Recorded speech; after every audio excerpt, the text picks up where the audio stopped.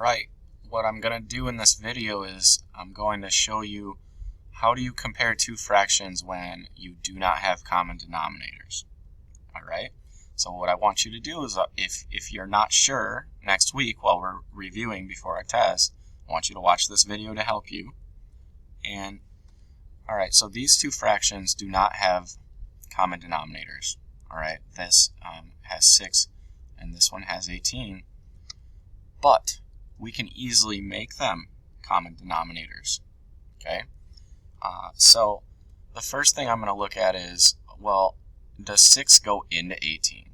And when I look at my multiplication chart, if you don't know your facts already, then I can easily find that 6 times 3 equals 18.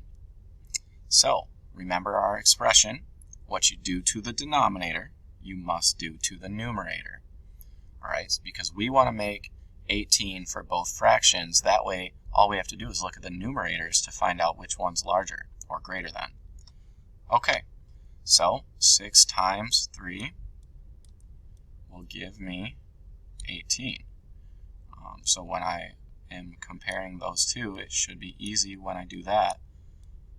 And if you get to this step, it's not super hard as long as you remember what you do to the denominator, you must do to the numerator. So 3 times 3, because down here we just did times 3.